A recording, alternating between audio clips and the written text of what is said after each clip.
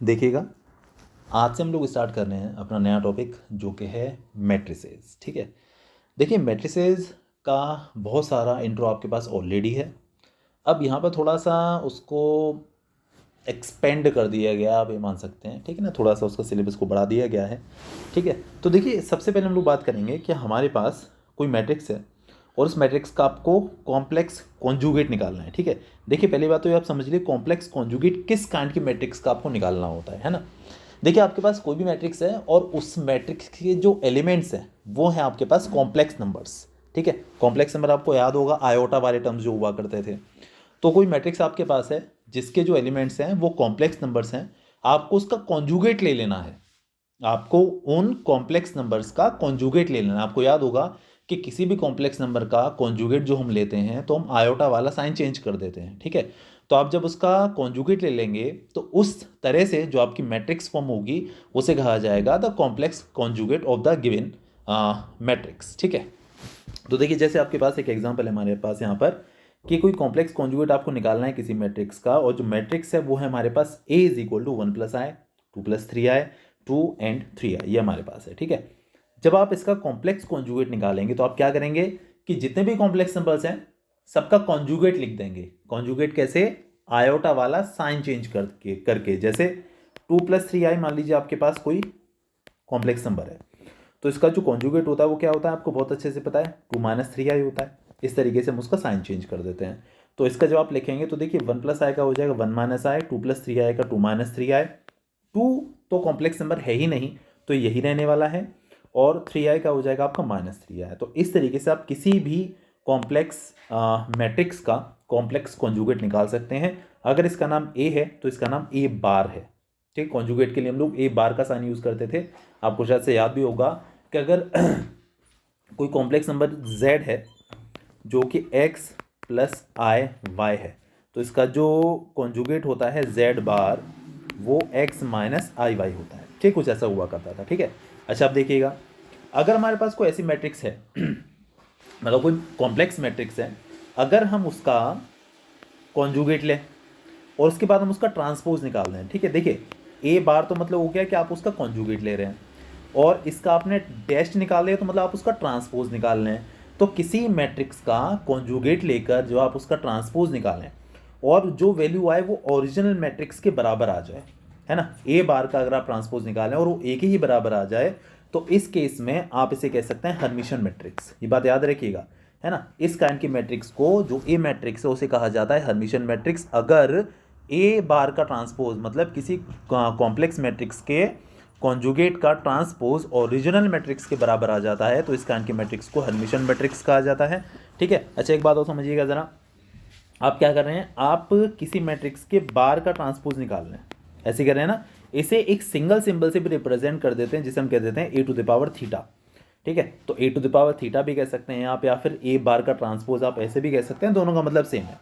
तो इस काइंड की मैट्रिक्स को क्या कहेंगे, हर्मिशन मैट्रिक्स। ठीक है, और अगर इसका उल्टी कंडीशन आ जाए, लाइक अगर आपने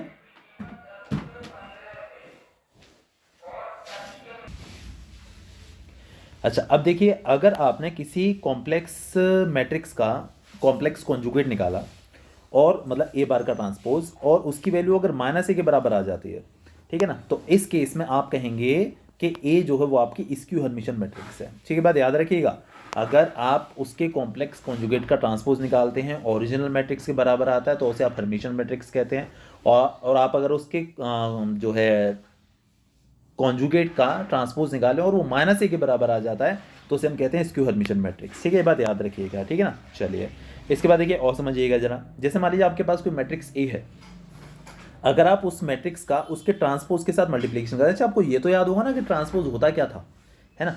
किसी मैट्रिक्स का ट्रांसपोज मतलब आप रो और कॉलम को आपस में इंटरचेंज कर देते हैं तो उसे कहा जाता है उसका ट्रांसपोज। अगर आप किसी मैट्रिक्स का उसके ट्रांसपोज के साथ मल्टीप्लिकेशन करें और आई आ जाए मतलब आइडेंटिटी मैट्रिक्स या फिर यूनिट मैट्रिक्स। आपको याद होगा यूनिट मैट्रिक्स क्या होती थी, 1 0 0 0 1 0 0 0 1। तो इस काइंड की अगर मैट्रिक्स आ जाती है तो आप ये कह सकते हैं कि इस केस में कि आपकी जो मैट्रिक्स ए है वो एक ऑर्थोगोनल मैट्रिक्स है।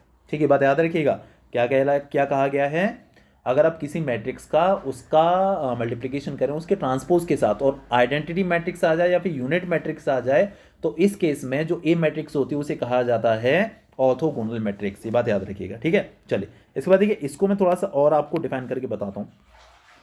या तो A dash is equal to I आ जाए, या फिर A dash A is equal to I आ जाए, या फिर देखिए आप इसे एक और तरीके से लिख सकते हैं, जैसे ए डैश इज इक्वल टू आई है ना आपके पास, अगर आप दोनों साइड ए इनवर्स का मल्टीप्लिकेशन कर दें, समझिएगा जरा, अगर आप दोनों साइड यहाँ पर ए इनवर्स का मल्टीप्लिकेशन कर दें, तो ए इनवर्स का आप ए से करेंगे, भाई देखिए ए ऑलरेडी है, आप ए इनवर्स का मल्टीप्लाई करेंगे तो ए की पावर 0 होगी और किसी की पावर 0 1 हो जाती है, तो इधर बचेगा आपके पास सिर्फ ए डैश।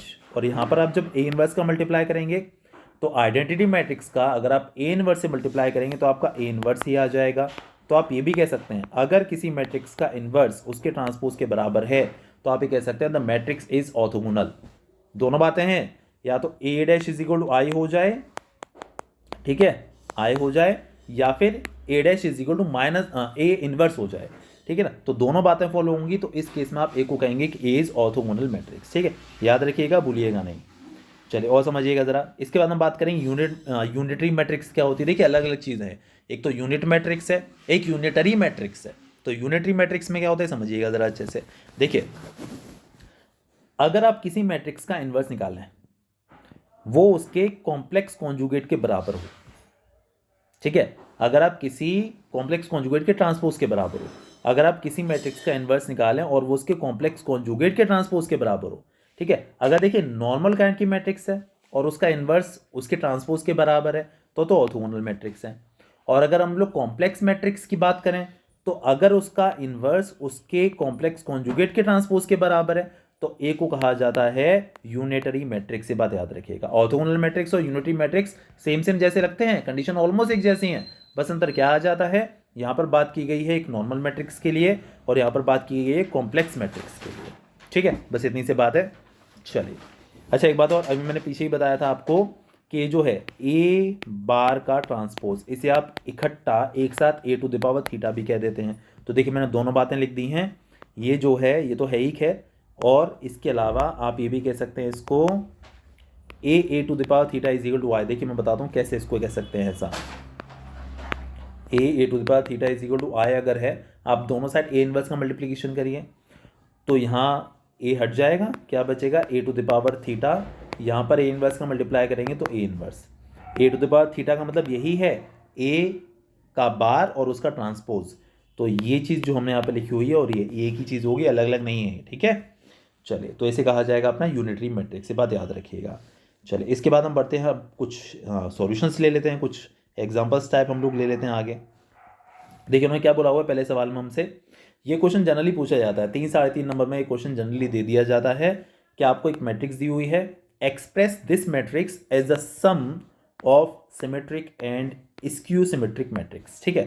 तो देखिए हमारे पास एक मैट्रिक्स है, इस मैट्रिक्स को आपको ब्रेक करना है, स्प्लिट करना है दो मैट्रिक्स में, और जिनका सम जो है वो यही होना चाहिए, और उनमें से जो दो मैट्रिक्सेस आएंगी उनमें से एक सिमेट्रिक मैट्रिक्स होनी चाहिए, दूसरी स्क्यू सिमेट्रिक मैट्रिक्स होनी चाहिए। 3 साढ़े 3 नंबर में क्वेश्चन आ जाता है हर बार ऑलमोस्ट, ठीक है। तो कैसे करेंगे हम इसको कि हमारे पास कोई मैट्रिक्स है, हमने इसको ए नाम दे दिया, -1 7 1 -1 7 1 2 3 4 2 3 4 एंड 5 0 5, ठीक है। अब आप देखिए क्या करेंगे, क्या करना है हमको, इसे ब्रेक करना है दो मैट्रिसेस में as a sum of two matrices, one of them is symmetric and second one is skew symmetric. आपको इस तरीके से इसको ब्रेक करना है, ठीक है। तो देखिए क्या करेंगे हम लोग, तो ए तो हमारे पास था ही, हमने ए डैश निकाल लिया, ये बात याद रखिए, क्या निकाल लिया हमने, ए डैश निकाल लिया, ए डैश मतलब इसका ट्रांसपोज। तो रो और कॉलम को इंटरचेंज कर देते हैं, -1 7 1 -1 7 1 2 3 4 2 3 4 5 0 5 5 0 5, इस तरीके से हमने इसको लिख लिया। अब आप एक काम करिए, आप 1/2 a प्लस ए डैश की वैल्यू निकालिए, किसकी, 1/2 a प्लस ए डैश, ठीक है। तो देखिए ए ये रहा, ए डैश ये रहा, दोनों को हमने ऐड करना है, तो -1 -1 -2 7 2 9 1 5 6 2 7 9 3 3 6 4 0 4, इस तरीके से हमने सबको ऐड कर लिया, ठीक है। इसके बाद जो 1/2 था आगे वो देखिए एज इट इज प्रेजेंट है। ओवरऑल हम लोग क्या कर रहे हैं, हम 1/2 a प्लस ए डैश निकाल रहे हैं, तो हमने दोनों को ऐड कर लिया। अब जो आगे 1/2 है आप इस 1/2 का हर एक एलिमेंट से मल्टीप्लीकेशन कर देंगे, आप ये कह दीजिए, या फिर 2 का हर एक एलिमेंट में डिवाइड कर देंगे, आप ये कह लीजिए, की बात है। ये हो जाएगा -1 9/2 3 9/2 3 2 3 2 5। इस तरीके से हम देखिए इसको 1/2 के अंदर मल्टीप्लाई कर देंगे और आपको ये सारे एलिमेंट्स मिल जाएंगे। तो देखिए अभी तो हमने निकाला था 1/2 a प्लस a डैश, अब हम निकालेंगे 1/2 a माइनस a डैश। अब हम माइनस करेंगे, ठीक है।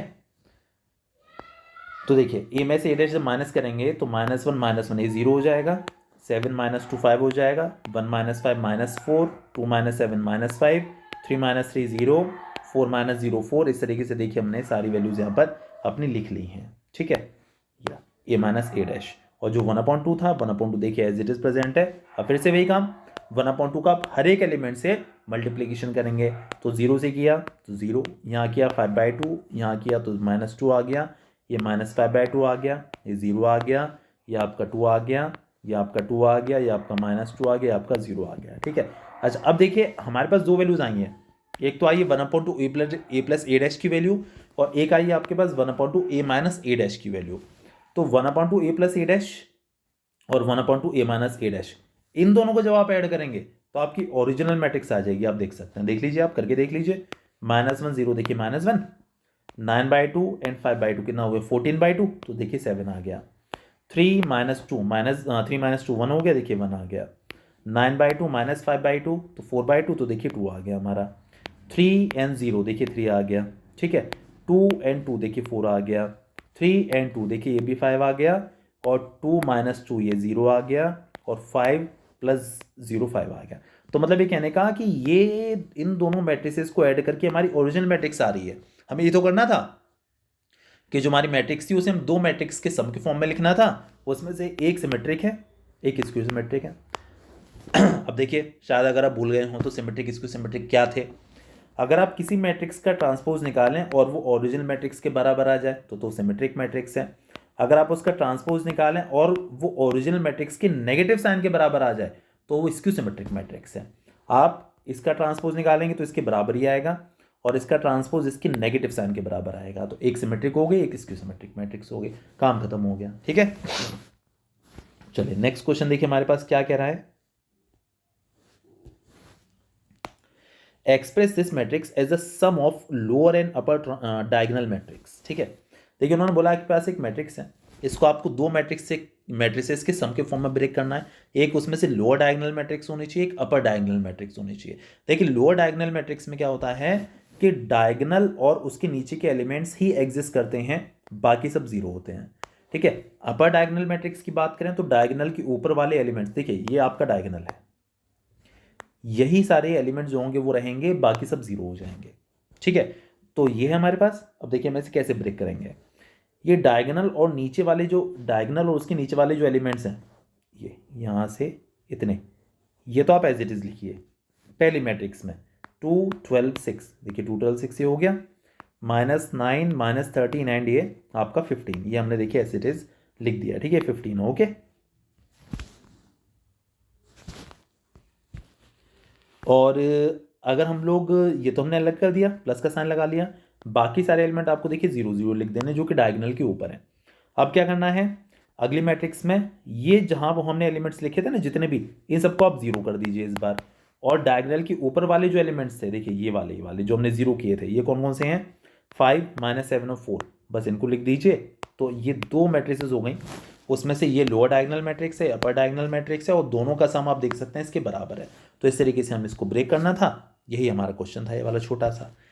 इसके बाद देखिएगा अगला सवाल क्या है, छोटा सा था ऑल्दो ये भी, पर क्या है कि एक बार आया हुआ है 3.5 नंबर में, तो इस वजह से मैंने इसको समझा दिया, ठीक है। देखिए हमको एक मैट्रिक्स दी हुई है ए 1 1 3 2 2 6 एंड -1 -1 -3। आपको शो करना है कि a² = 0, है ना, या a² = 0 भी कह देते हैं कई बार o भी कह देते हैं। तो null matrix, basically o is null matrix, यानी जिसके सारे एलिमेंट 0 0 0 हैं, तो इस काइंड की मैट्रिक्स को आप कहेंगे नल मैट्रिक्स। तो आपको a² को 0 के बराबर दिखाना है। a² का मतलब इसके एलिमेंट का स्क्वायर नहीं करना है, इस मैट्रिक्स का इससे ही मल्टीप्लाई करना है। तो मैट्रिक्स का मल्टीप्लाई कैसे करते हैं, रो बाय कॉलम, 1 1 1 1 2 2 3 1 3, ठीक है ना, कैसे करते थे,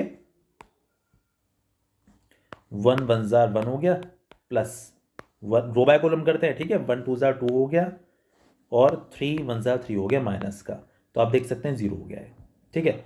अब इस रो का इस कॉलम से करेंगे, ठीक है, तो देखिए 1 इंटू 1 ये आपका 1 आ गया, 1 इंटू 2 ये देखिए आपका 2 आ गया, और 3 इंटू -1 ये देखिए आपका माइनस, ये देखिए ये भी 0 आ गया, ठीक है। अब इस रो का इस कॉलम से करेंगे, ठीक है, तो 1 into 3 plus 1 into 6 plus 3 into -3, देखिएगा ज़रा, 1 इंटू 3 हो गया, प्लस 1 इंटू 6 ये आपका 6 हो गया, और 3 इंटू -3 देखिए आपका -9 हो गया, देखिए ये भी 0 हो गया आपका।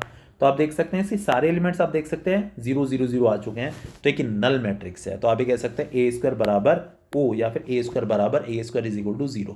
तो आप ये कह सकते हैं आपकी जो ए स्क्वायर है वो एक नल मैट्रिक्स है, ठीक है। बस इतनी सी बात थी। ये आपका थर्ड क्वेश्चन था। इसके बाद हम करेंगे देखिए फोर्थ क्वेश्चन। देखिए क्या स्टेट कर रहा है, ऑर्थोगोनल आ गया। देखिए ऑर्थोगोनल अभी हम डिस्कस कर रहे थे। ऑर्थोगोनल में क्या करना है, ए डैश हमारा आई के बराबर आ जाना चाहिए। ए का ए डैश से मल्टीप्लाई करें, किसी मैट्रिक्स का उसके ट्रांसपोज से मल्टीप्लाई करें हम लोग, और हमारा आइडेंटिटी मैट्रिक्स अगर आ जाती है तो आप ये कह सकते हैं the matrix is orthogonal matrix, ठीक है। तो देखिएगा ये हमारे पास कोई मैट्रिक्स है, cos alpha sine alpha minus sine alpha cos alpha, यदि हमको दिया हुआ है और हमें शो करना है to prove it is orthogonal. तो देखिए क्या करेंगे, ए डैश की वैल्यू आपको निकालनी है, ए एज इट इज है, ए डैश मतलब इसका ट्रांसपोज क्या होगा, रो को कॉलम में इंटरचेंज, रो कॉलम को आप आपस में इंटरचेंज कर देंगे। तो कॉस अल्फा देखिए ये आ गया, साइन अल्फा ये आ गया, माइनस साइन अल्फा ये रहा, कॉस अल्फा ये रहा, ठीक है। मतलब हमने क्या किया, इसकी रो को कॉलम में लिख दिया, आप देख सकते हैं इस तरीके से। तो इस तरीके से आपकी ट्रांसपोज आ चुका, हाँ इस मैट्रिक्स का ट्रांसपोज आपका आ गया। तो अगर किसी मैट्रिक्स का आप उसके ट्रांसपोज के साथ मल्टीप्लाई करें और आइडेंटिटी मैट्रिक्स आ जाए तो आप ये कहेंगे the given matrix is orthogonal. तो देखिए मल्टीप्लाई करते हैं रो बाय कॉलम ना, तो कॉस अल्फा का कॉस अल्फा से cos square alpha, sine alpha का साइन अल्फा से साइन स्क्वायर अल्फा, बीच में प्लस का साइन। जब तक पूरी रो का पूरे कॉलम से मल्टीप्लाई नहीं हो जाता है, बीच में हम लोग एडिशन का साइन लगाते चले जाते हैं, ठीक है। अब इस रो का इस कॉलम से करेंगे, कॉस अल्फा का माइनस साइन अल्फा से minus cos alpha sine alpha, sine alpha का कॉस अल्फा से साइन अल्फा कॉस अल्फा, ठीक है। इस रो का हमने इन दोनों कॉलम्स में कर लिया मल्टीप्लिकेशन। अब नीचे वाली रो की बारी है, minus sine alpha cos alpha से minus sine alpha cos alpha, plus cos alpha का साइन अल्फा से कॉस अल्फा साइन अल्फा। अब बारी है इस रो का इस कॉलम से मल्टीप्लाई करने की, तो माइनस साइन अल्फा का माइनस साइन अल्फा से sine square alpha, cos alpha का कॉस अल्फा से कॉस स्क्वायर अल्फा। तो देखिए ये हो गया आपका cos square alpha plus sine square alpha 1 हो गया, यहाँ पर ये दोनों कैंसिल आउट हो गए, यहाँ पर भी ये दोनों कैंसिल आउट हो गए, प्लस माइनस के हैं, और ये भी आपका 1 हो गया। तो देखिएगा 1 0 0 1 ये आ गया ना आपका। So this is identity matrix. तो अगर ऐसा कभी भी आ जाता है कि ए डैश इज इक्वल टू आई, है ना, मतलब किसी मैट्रिक्स का आप उसके ट्रांसपोज के साथ मल्टीप्लाई कर दें, या फिर A dash A is equal to I, अगर ऐसा कुछ आ जाता है तो आप ये कह सकते हैं the given matrix is orthogonal matrix, ठीक है। बस ये काम आपको यहाँ पर करना था। चलिए इसके बाद नेक्स्ट क्वेश्चन है आपके पास, ये रहा, if this matrix is orthogonal. यहां पर ये मैट्रिक्स आपको ऑर्थोगोनल उन्होंने दे दी ऑलरेडी, तो आपको फाइंड करने हैं अल्फा बीटा गामा की वैल्यूज क्या होंगी। अगर ये ऑर्थोगोनल है तो A dash is equal to Y होगा, तो ए तो हमारे पास एक खैर है ही, ये लिखा हुआ है। इसका डैश डैश मतलब ट्रांसपोज, तो रो और कॉलम को इंटरचेंज कर देते हैं, तो 0 2 बीटा गामा ये ऐसे लिख दिया, अल्फा बीटा माइनस गामा ऐसे लिख दिया, अल्फा माइनस बीटा गामा ये भी ऐसे लिख दिया, रो और कॉलम को आपस में इंटरचेंज कर दिया। अब हमें करना है इन दोनों मैट्रिसेस का आपस में मल्टीप्लिकेशन, वो आपको करना आ गया है रो बाय कॉलम, ठीक है। पहले पूरी रो का पूरे कॉलम से, देखिए कैसे करेंगे, 0 का 0 से 0 हो गया, 2 बीटा का 2 बीटा से 4 बीटा स्क्वायर, प्लस गामा का गामा से गामा स्क्वायर, ये आ गया।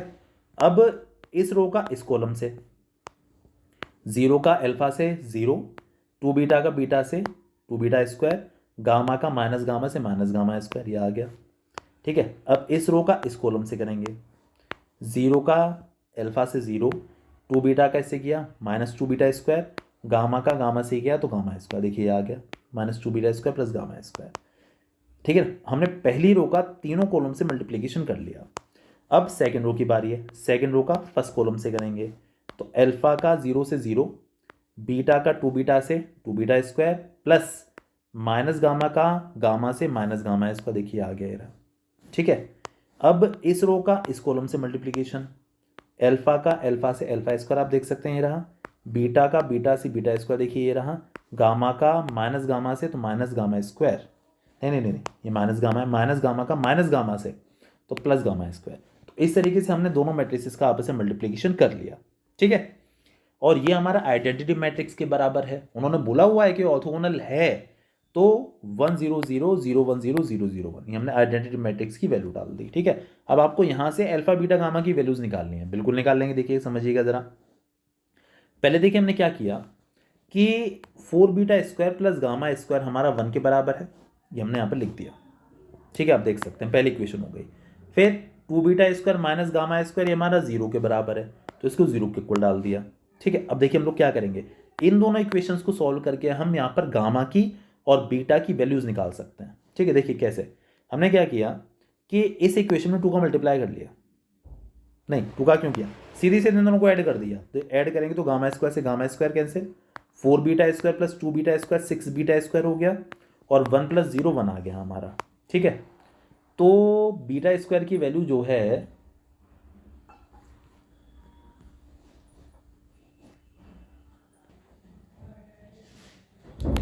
हाँ जी, तो देखिए हमने क्या कर लिया कि हमारे पास दो इक्वेशंस हो गई थी, ये दोनों हमने क्या किया, दोनों को कर दिया ऐड। तो देखिए गामा स्क्वायर से gamma square cancel out, 4 beta square plus 2 beta square ये 6 बीटा स्क्वायर हो गया, और इस साइड 1 प्लस 0 आपका 1 आ जाएगा, ठीक है। आप यहाँ से बीटा की वैल्यू निकाल सकते हैं, देखिए 6 कैसा डिवीजन हो गया, तो आपको क्या मिलेगा, beta square is equal to 1/6, आप रूट ले लेंगे तो beta will be equal to plus minus 1/√6, क्योंकि देखिए 1 का रूट तो 1 ही हो जाएगा और 6 का रूट 6 हो गया कोई दिक्कत नहीं है। अब देखिए जो बीटा की वैल्यू आपके पास है वो आप यहाँ लिख दें या यहाँ लिख दें, कोई दिक्कत वाली बात नहीं है, दोनों से आप गामा निकाल सकते हैं। तो बीटा की वैल्यू देखिए 1/√6 यहाँ लिखेंगे तो उसका स्क्वायर 1/6 हो गया, ये वाला 2 देखिए एज इट इज़ है, ये गामा स्क्वायर इधर जाके प्लस हो जाएगा, तो 2 से हमारा कैंसिल आउट हो गया 3 टाइम्स, तो gamma square is equal to 1/3, यानी कि gamma is equal to plus minus 1/√3, ठीक है। अच्छा अब देखिए बीटा भी आ गया, गामा भी आ गया, अब हमें अल्फा की ज़रूरत है, तो देखिए अल्फा मुझे यहाँ दिखा सबसे पहले, और ये जो वैल्यू वो 1 के बराबर है, alpha square plus beta square plus gamma square is equal to 1, ठीक है।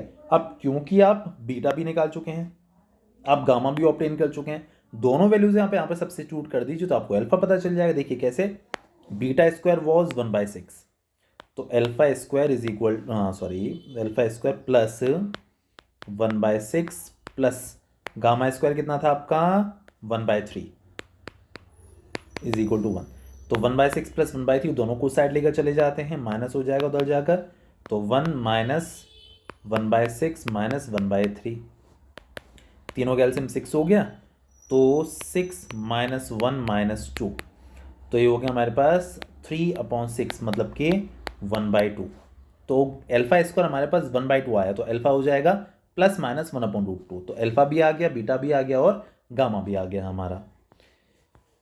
चलिए इसके बाद हम बढ़ते हैं आगे, अगला सवाल है, आपको ए मैट्रिक्स दी हुई है, 3 2 - 3i 3 + 5i 2 + 3i 5i 3 - 5i -i and 7, तो आपको शो करना है कि ए बार जो है, ए बार एक हर्मिशन मैट्रिक्स है, ठीक है। अब देखिए मैं आपको एक तो याद दिला दूं, क्या, कोई मैट्रिक्स मान लीजिए ए है, अगर आप इसका कॉम्प्लेक्स कॉन्जुगेट निकालें और उसका ट्रांसपोज निकालें, अगर ये दोनों आपस में बराबर आ जाते हैं तो आप ये कह देते हैं कि जो ए है वो एक हर्मिशन मैट्रिक्स है।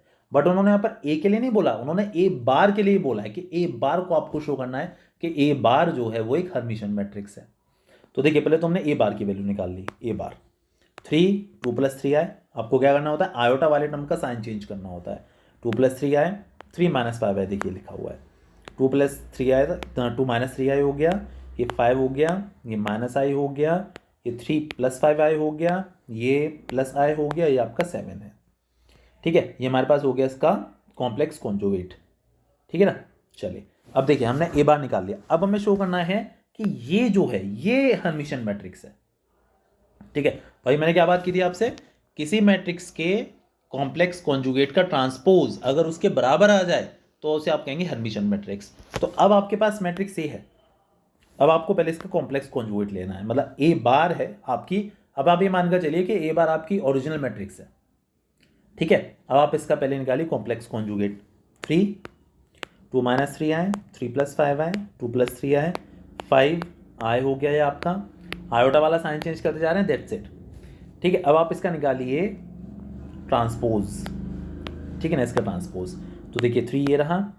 अच्छा, रो और कॉलम को आपस में इंटरचेंज करना था तो रो कॉलम में चेंज कर दिया, देखिए, है ना। ऐसे ही ये वाला रो इस वाले कॉलम में लिख दिया और ये वाली रो को भी हमने इस वाले कॉलम में लिख दिया। अच्छा, अब देखिएगा ज़रा, अब आपकी जो नई वाली मैट्रिक्स आई है ये देखिए इसके बराबर है, देख सकते हैं आप। मतलब ए बार के बारे में हमने लिया था, हमने ए बार का कॉम्प्लेक्स कॉन्जुगेट निकाला, उसका ट्रांसपोज निकाला और दोनों आपस में देखिए बराबर आ रहे हैं, दोनों के वैल्यूज बराबर हैं। तो इसीलिए आप कह सकते हैं कि A bar is a Hermitian matrix. ठीक है, नो डाउट। चलिए, इसके बाद हम बढ़ते हैं अगले क्वेश्चन पर। 6 वाला क्वेश्चन देखिए हमारा क्या सेट करा, बड़ा ईजी है देखा जाए तो, पर था तो मैंने कर तो दिया है। इस मैट्रिक्स को आपको एक्सप्रेस करना है in the form of P + IQ या फिर P + QI के फॉर्म में आपको इस मैट्रिक्स को रिप्रेजेंट करना है। ठीक है, तो देखिए काफ़ी ईजी है, ये मैट्रिक्स है हमारी। इसे हम देखिए किस तरीके से कॉम्प्लेक्स नंबर के फॉर्म में ब्रेक करके लिखेंगे। यहाँ पर खाली 1 है ना, आयोटा प्रेजेंट नहीं है तो आप इसमें आयोटा बिल्ड करिए, आयोटा आप इसके अंदर इंड्यूस करिए। तो 1 को आप लिख सकते हैं 1 + 0i, -i है, यहाँ पर सिर्फ आयोटा वाला टर्म है, रियल वाला टर्म कोई नहीं है, तो यहाँ पर आप रियल वाला टर्म इंड्यूस करिए तो 0 - i।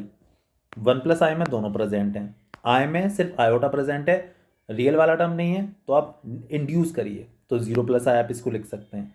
0 है, इसमें आयोटा वाला नहीं है तो आप 0i लिखिए इसके साथ। 2 - 3i में तो खैर दोनों हैं, इसमें भी दोनों हैं, खैर इसमें भी दोनों हैं, इसमें आयोटा वाला टर्म नहीं है तो 2 + 0i लिखिए।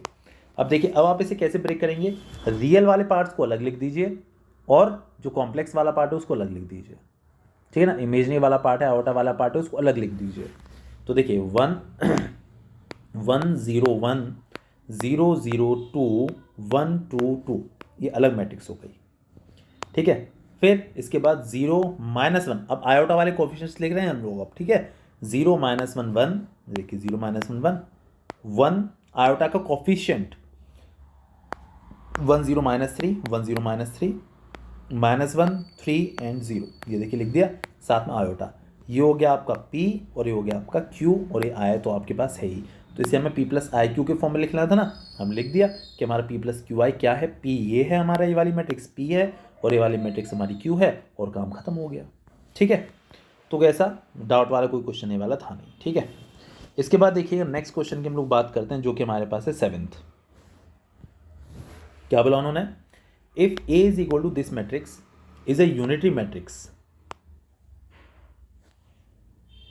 if A is equal to this then prove करना है आपको कि ये आपकी एक यूनिटरी मैट्रिक्स है, आपको इसे एक यूनिटरी मैट्रिक्स शो करना है। देखिए मैंने बताया था यूनिट मैट्रिक्स आप कैसे शो करेंगे, आपको शायद से याद भी होगा, हमने पीछे डिस्कस किया हुआ है कि यूनिट मैट्रिक्स आपको किस तरीके से शो करनी है। ठीक है, देखिए थोड़ा सा ही डिफरेंस है, अगर आप देख के चलें।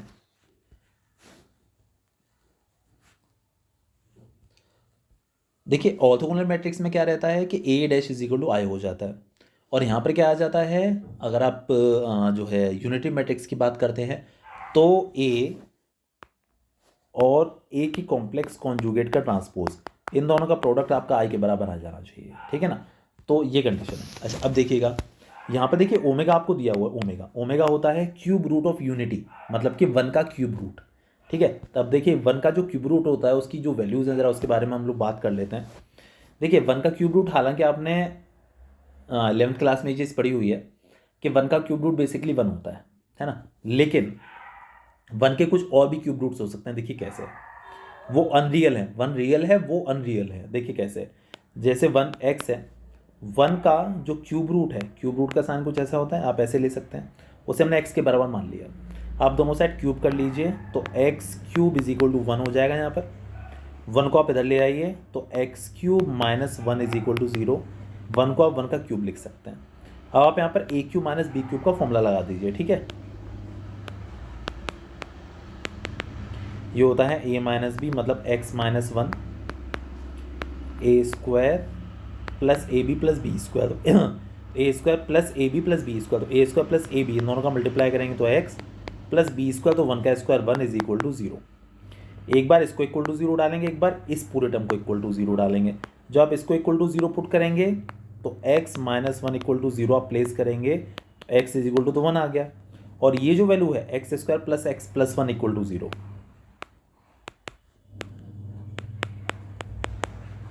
ठीक है, यहाँ पर देखिए आपको फॉर्मूला लाना पड़ेगा क्वाड्रेटिक फॉर्मूला एक्स की वैल्यू निकालने के लिए, जो कि होता है माइनस बी मतलब minus one plus minus root b square, तो वन का square one minus two A minus four a सी, तो फोर इंटू वन भाई एक्स स्क्वायर का कोफिशिएंट वन होता है, ए होता है सॉरी, और एक्स का जो कोफिशिएंट है वो बी होता है, और ये वाला टर्म हमारा सी होता है, तो b square minus four a c upon two a मतलब कि two into one equal to आपको वैल्यू पता चल जाएगी यहाँ से एक्स की, मतलब कि जो आपने वन का क्यूब रूट माना था।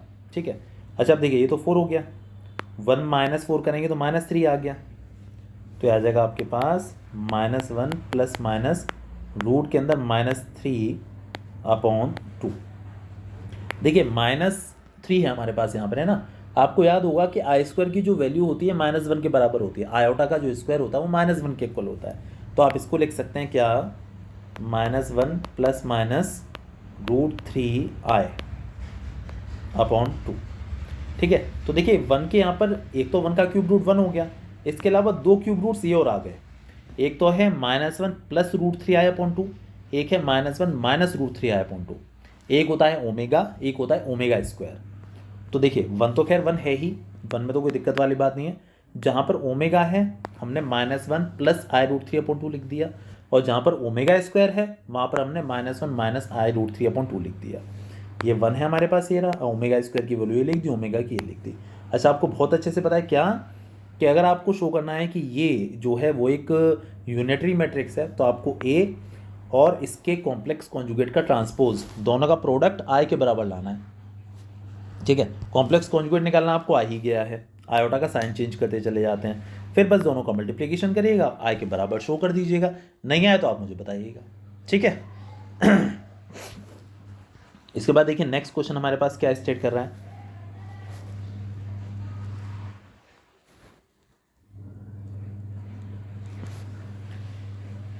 ये हमारे पास कोई मैट्रिक्स है एल्फा प्लस आई वाई, देखिए कुछ जगह पर ही आई वाई लिख के दिया हुआ, कुछ जगह पर एल आई गामा लिख के दिया हुआ है, तो कोई ऐसा कन्फ्यूजन होने वाली बात नहीं है। तो ये हमारे पास कोई मैट्रिक्स है एल्फा प्लस आई वाई माइनस बीटा प्लस आई डेल्टा, बीटा प्लस आई डेल्टा और एल्फा माइनस आई वाई।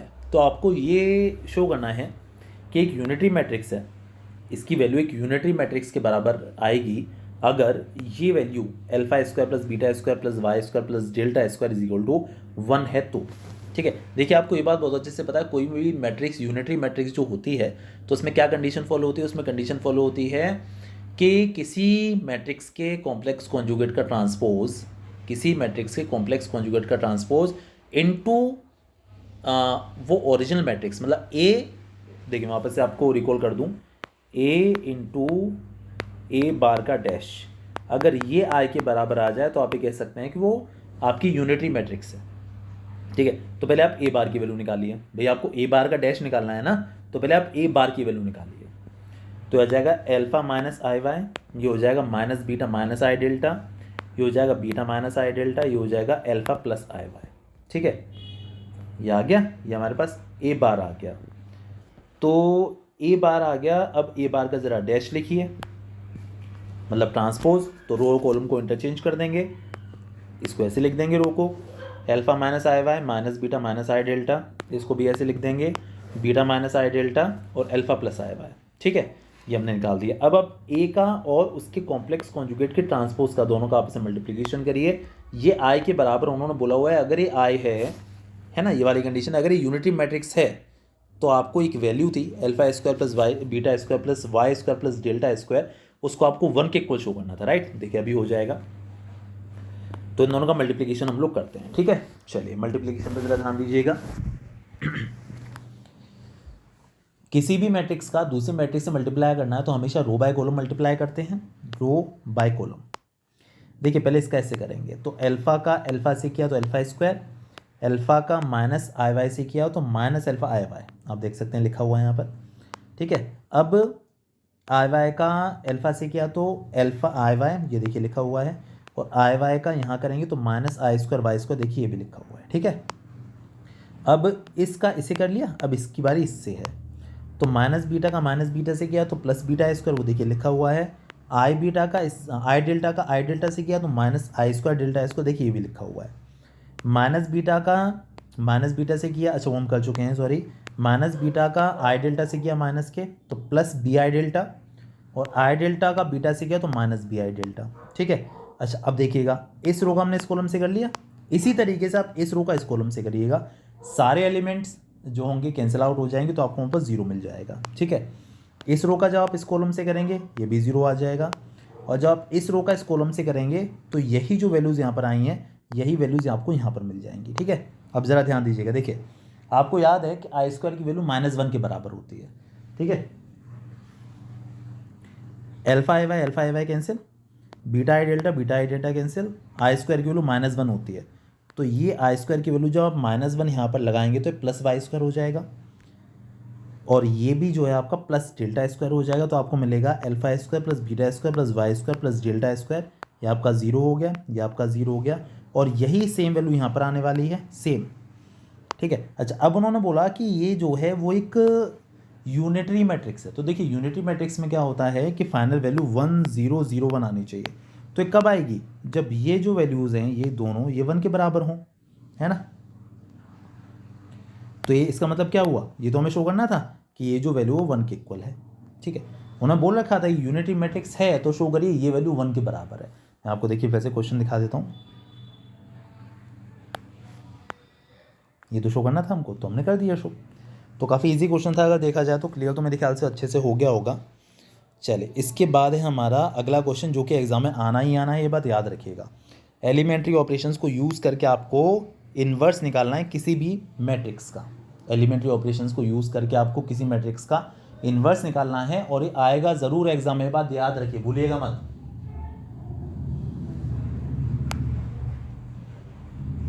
देखिए लिखा हुआ है compute the inverse of the matrix this, आपको इस मैट्रिक्स का इन्वर्स फाइंड आउट करना है by using elementary row transformations, ठीक है ना। रो ट्रांसफॉर्मेशन लगाना है, सिर्फ एलिमेंट्री ऑपरेशंस लगाना है, वो भी रो ट्रांसफॉर्मेशंस, और आपको इसका इन्वर्स फाइंड आउट करना है। हालांकि देखिए आपके पास अगर क्वेश्चन आता है तो आपको कोई ऐसा नेसेसरी नहीं है कि रो ट्रांसफॉर्मेशन ही लगाने हैं, आप कॉलम ट्रांसफॉर्मेशन से भी कर सकते हैं, बट यहाँ उन्होंने बोल दिया है कि भाई आप रो ट्रांसफॉर्मेशंस लगाइए। बिल्कुल देखिए अभी हम करते हैं इसको, देखिए आप किसी मैट्रिक्स ए को आई इंटू ए के इक्वल लिख सकते हैं, भाई आई एक यूनिट मैट्रिक्स है। यूनिट मैट्रिक्स जैसे नॉर्मल केसेस में हम नंबर्स की बात करें तो नॉर्मल केसेस में जैसे 1 काम करता है उसी तरीके से मैट्रिक्स केस में यूनिट मैट्रिक्स काम करती है। अगर आप किसी यूनिट मैट्रिक्स का किसी मैट्रिक्स से मल्टीप्लाई करें तो वही मैट्रिक्स आएगी, तो आप ए इज इक्वल टू आई ए कह सकते हैं। अब देखिएगा यहाँ पर तो आप ए की वाली वैल्यू लिख दीजिए, यहाँ पर आप आई की वैल्यू लिख दीजिए, और यहाँ पर ए को एज इट इज़ रहने दीजिए, ठीक है। अब आपका टास्क क्या है, अब आपको करना क्या है, अब आपको इसे आइडेंटिटी मैट्रिक्स बना लेना है।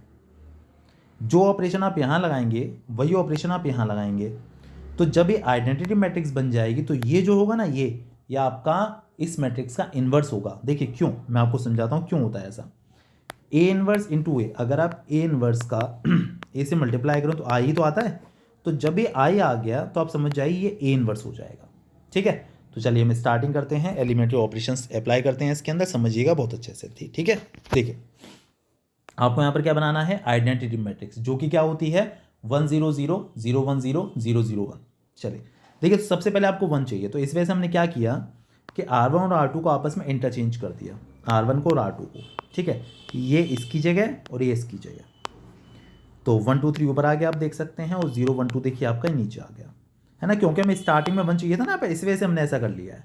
और जो लास्ट वाली जो रो है 3 1 1 वो देखिए एज इट इज़ है, जो ऑपरेशन आप यहाँ लगाएंगे वही ऑपरेशन आप यहाँ पर भी लगाएंगे, तो आपको क्या करना है कि इन दोनों को आपस में इंटरचेंज कर देना है। तो 0 1 0 देखिए ऊपर आ गया, और 1 0 0 नीचे आ गया, और 0 0 1 ये आपका है ही, ठीक है, कोई दिक्कत नहीं है। अब देखिएगा आपको बनाना क्या है, 1 0 0 0 1 0 0 0 1, ये बनाना है आपको। चलिए अब देखिए हमारा टारगेट जो है उसको फॉलो करते हुए ज़रा बात करते हैं। हमने क्या किया कि R3 के लिए, ये R3 है आपका, R3 के लिए R3 - 3R1 कर दिया, मतलब इसमें 3 का मल्टीप्लाई कर कर R3 से माइनस कर रहे हैं। तो ये देखिए 1 2 3 as it is, 0 1 2 as it is, इसमें 3 का मल्टीप्लाई करेंगे तो 3 1 जार 3, और 3 - 3 तो ये 0 आ जाएगा। लिखना नहीं है इसकी जगह पर, ये आपका अलग कैलकुलेशन है, इसके ऊपर आपको लिखना नहीं है, आपको लिखना है R3 की जगह पर। हम लोग क्या कर रहे हैं, R3 के लिए R3 माइनस 3R1, यहाँ पर 3 का मल्टीप्लाई किया, 3 माइनस 3 देखिए 0 हो गया, यहाँ पर 3 का मल्टीप्लाई किया 1 माइनस 6 माइनस 5 हो गया, यहाँ पर 3 का मल्टीप्लाई किया 9 और 1 माइनस 9 देखिए माइनस 8 हो गया। सेम ऑपरेशन यहाँ लगाएंगे, यहाँ 3 का मल्टीप्लाई करेंगे 0, तो 0 माइनस 0 तो क्या 0 रहने वाला है। यहाँ 3 का मल्टीप्लाई करेंगे 3 और 0 माइनस 3 आ जाएगा। यहाँ 3 का मल्टीप्लाई करेंगे 0 और 1 माइनस 0 तो खैर 1 आ जाएगा। ठीक है, हमने इतना काम कर लिया। अब देखिएगा आगे अपने उसको टास्क को ध्यान रखिएगा, आपको 1 0 0 0 1 0 0 0 1 बनाना है। ठीक है, चलिए उस पर फोकस करते हैं। देखिए यहाँ पर आपका 0 होना चाहिए, तो हमने क्या कर लिया, R1 के लिए R1 माइनस 2R2 कर लिया, मतलब इसमें 2 का मल्टीप्लाई करके इसमें से माइनस कर देंगे। ठीक है, तो देखिए यहाँ 2 का मल्टीप्लाई करेंगे तो यहाँ पर, कहाँ पर, यहाँ पर, तो 0 आएगा, तो 1 माइनस 0 तो खैर 1 ही रहने वाला है। यहाँ पर 2 का मल्टीप्लाई करेंगे 2 और 2 माइनस 2 ये 0 हो गया। यहाँ 2 का मल्टीप्लाई करेंगे 4 और 3 माइनस 4 माइनस 1 आ जाएगा। बाकी देखिए 0 1 2 एज इट इज़ है, 0 माइनस 5 माइनस 8 भी एज इट इज़ है। अब हम लोग क्या कर रहे थे, यहाँ पर 2 का मल्टीप्लाई यहाँ पर 2 का मल्टीप्लाई करके इसमें से माइनस कर रहे थे, राइट। तो 2 1 ज़ा 2 और 0 माइनस 2 आ गया। यहाँ पर 2 का 0 1 माइनस 0 तो खैर 1 आ गया। यहाँ पर 2 का मल्टीप्लाई करेंगे 0 और 0 माइनस 0 तो खैर 0 रहने वाला है।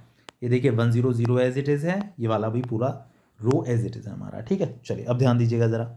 अब देखिए हमने क्या किया, R3 के लिए R3 प्लस 5R2, क्या कर रहा हूँ मैं अभी, देखिएगा यहाँ पर हम लोग 5 का मल्टीप्लाई कर रहे हैं, तो यहाँ पर आएगा 5 और ये माइनस 5, तो देखिए 0 आ जाएगा ना। तो हम लोग क्या कर रहे हैं, R3 के लिए R3 प्लस 5R2। तो देखिए